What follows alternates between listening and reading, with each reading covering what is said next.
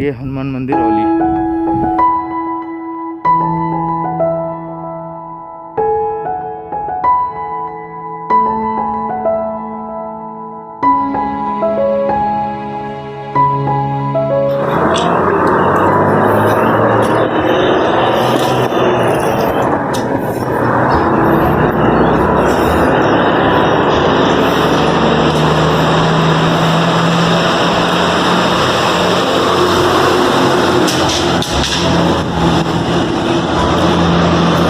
It's early morning and I am in Joshimath. It's cloudy. However, it seems that the clouds will disperse and we can have a fresh sunlight, bright sunlight. I'll be going up to Auli today and let's see how much snow is there. Wow.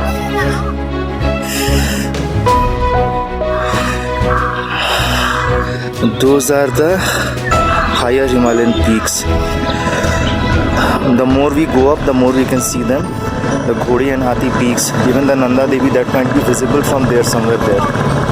But it is not visible right at this moment, just because of the lower Himalayas and the buildings, the hotels. Yes, can you see the mountain peaks over there? This one. It is covered with clouds right at this moment, and it is expected that the clouds will disperse and the sky will be clear. And I hope the sky will get clear, because the purpose for me to come up to this place was to view the higher Himalayan ranges. So ये बादल हट जाए तो दिखेंगे सब कुछ, जितने भी माउंटेन पीक्स से बड़ी बड़ी चोटियाँ जो भी है, चाहे वो नंदा देवी हो, चाहे वो दूनागिरी हो, चाहे हाथी घोड़ी पीक्स हो, सब दिखेंगे। बद्रीनाथ के पीक्स भी यहाँ से दिखते हैं, यहाँ तक कि केदारनाथ के भी। तो ऊपर चलने पे सारा चीज़ क्लियर हो जाता है, लेकिन अभी बादल है। लोगों का कहना है कि ऐसे बादल होते रहते हैं, ये धीरे धीरे छट जाते हैं, तो होपफुली आज भी छट जाएंगे। जोशीमठ टाउन के कुछ और घर इधर नीचे।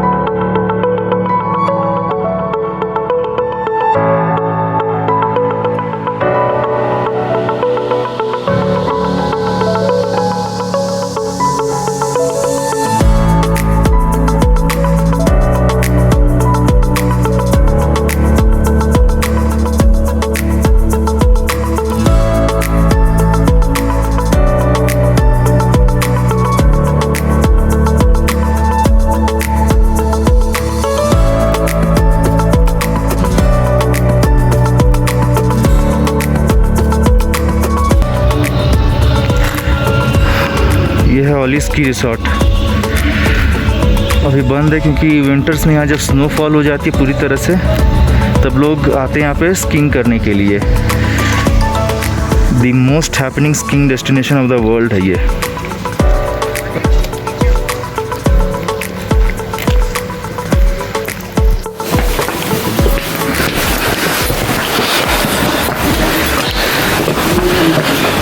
अभी हम आ चुके हैं औली और जा रहे हैं हनुमान मंदिर औली में।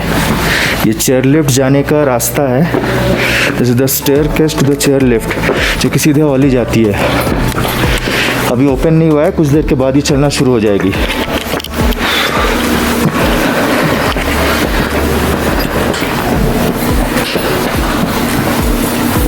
चेयर लिफ्ट की सीढ़ियों से ये हिमालयाज़ के व्यूज़ देख रहे हैं आप।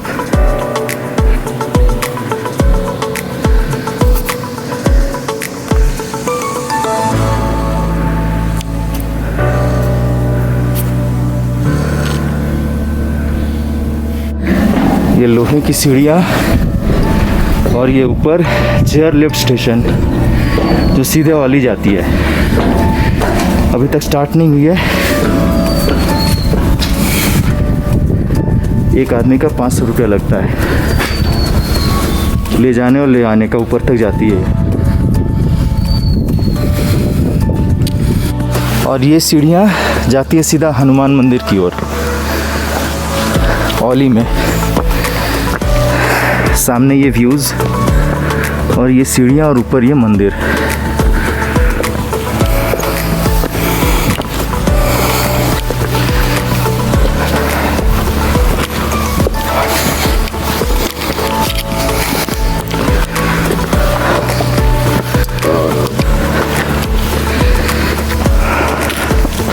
यहाँ से आप पूरे व्यूज़ देखो नीलकंठ पर्वत के। ये नीलकंठ और ये घोड़ी और हाथी पर्वत, ये वाली।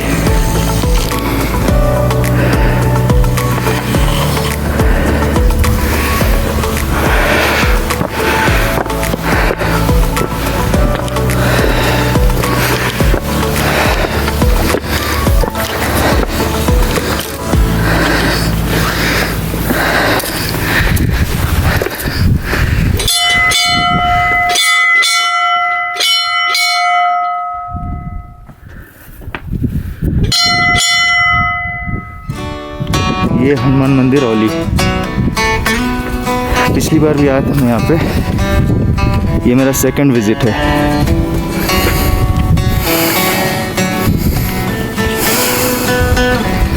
जय बजरंगबली।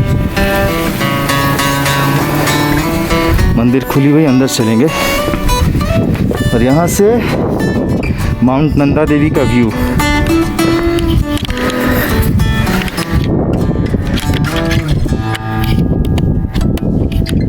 ये वाला, हाँ,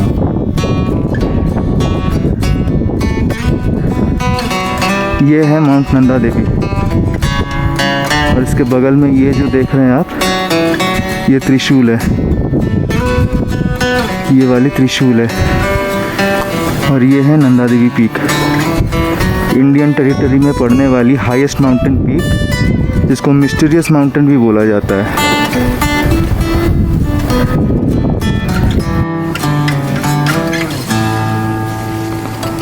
ये मंदिर के अंदर का नज़ारा।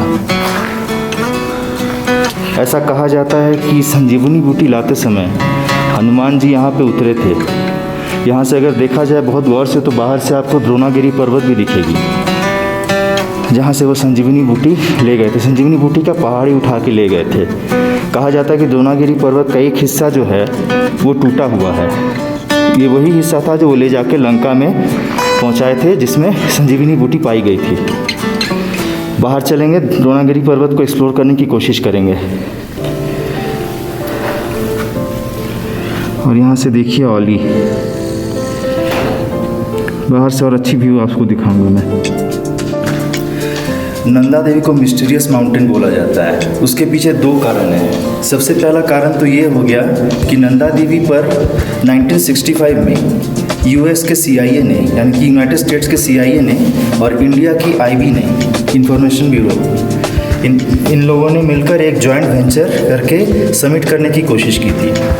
वो समिट था 1964 में। चाइना ने एक न्यूक्लियर टेस्ट किया था, जो कि उसका पहला न्यूक्लियर टेस्ट था। फर्दर चाइना कोई ऐसा एक्शन ले रहा है कि नहीं, कोई टेस्ट कर रहा है कि नहीं, इस पे नज़र रखने के लिए यूएस के CIA और इंडिया के IB ने मिल करके नंदा देवी पर समिट करने की कोशिश की। उनका मेन मोटो था कि नंदा देवी के समिट पर, यानी कि उसके टॉप पर एक ऐसा डिवाइस लगाया जाए जो कि एक प्लूटोनियम डिवाइस होगा, रेडियो एक्टिव डिवाइस होगा, जिससे वो सारी गतिविधियों पर चाइना की नज़र रख सके।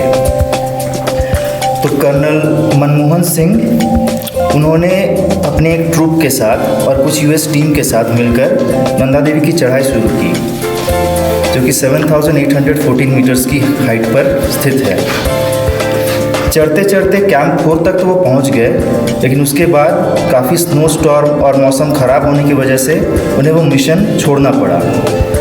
वो प्लूटोनियम डिवाइस वाला कैप्सूल, जो कि करीब करीब 56 किलो वजन का था, जो कि हिरोशिमा नागासाकी के एटम बम के ऑलमोस्ट हाफ वेट का होगा, उसे उन लोगों ने वहीं पर दफना दिया और उसके बाद वो नीचे उतर आए। क्योंकि मौसम ख़राब था, मनमोहन सिंह जी को ऐसा लगा, कर्नल मनमोहन सिंह जी को ऐसा लगा कि अपने पूरी टीम के साथ वो रिस्क नहीं उठा सकते, उनकी लाइफ को वो बचाना चाहते थे, तो वो वापस आ गए। अगले साल यानी कि 1966 में दोबारा इंडिया और यूएस मिलकर के चढ़ाई करने लगे under the leadership of colonel Manmohan Singh. लेकिन जब जैसे वो लोग कैंप 4 पहुँचे और प्लूटोनियम डिवाइस को खोजने की कोशिश की, वो डिवाइस उन्हें वहाँ नहीं मिला। ऐसा माना गया कि शायद कोई एवलांच आया होगा जिसमें वो दब चुका होगा या गिर चुका होगा। काफ़ी टेस्ट किए गए, काफ़ी रिसर्च किए गए, काफ़ी खोजबीन की गई, लेकिन वो प्लूटोनियम डिवाइस कहीं नहीं मिला। उसके बाद से नंदा देवी सेंचुरी को पूरी तरह से बंद कर दिया गया काफ़ी सालों तक। खाली आर्मी अपने वहाँ पे ऑपरेशंस करते हैं, बाकी किसी को जाना अलाउड नहीं है। ये रीज़न है कि नंदा देवी पीक तक आज तक कोई चढ़ नहीं पाया है। आज तक उसके समिट पर सिर्फ एक रशियन टीम गई थी, उसके बाद कोई नहीं चढ़ पाया है। तो ये नंदा देवी की पहली मिस्ट्री थी।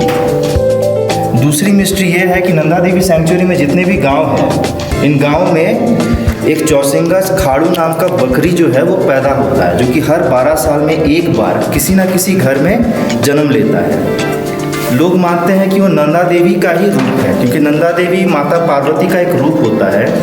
तो उस चौसिंगा खाड़ू को, यानी कि वो बकरी जिसकी 4 सींग होती है, वो 12 साल में किसी न किसी के घर में ज़रूर पैदा होती है। तो उस बकरी के पैदा होते ही लोगों के पास ये खबर पहुंचती है कि ऐसे ऐसे घर में ये बकरी जन्म ले चुकी है।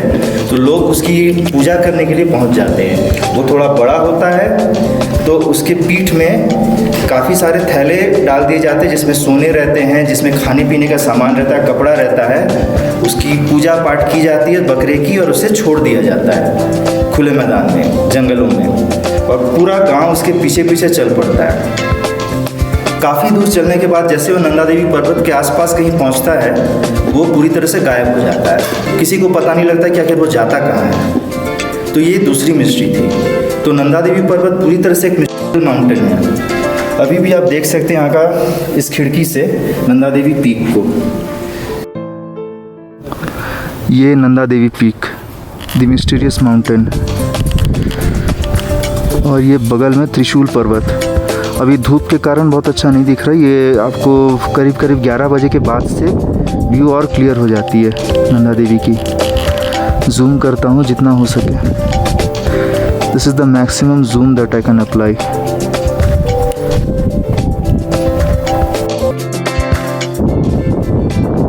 ये है माउंट बर्मल, और इधर शिफ्ट करता हूँ तो थोड़ा आगे देखेंगे तो दिस इज़ हाथी पीक, दिस इज़ घोड़ी पीक,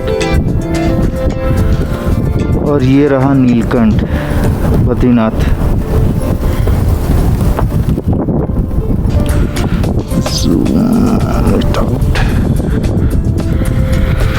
ये नीलकंठ पर्वत जी, दिस इज नीलकंठ पर्वत।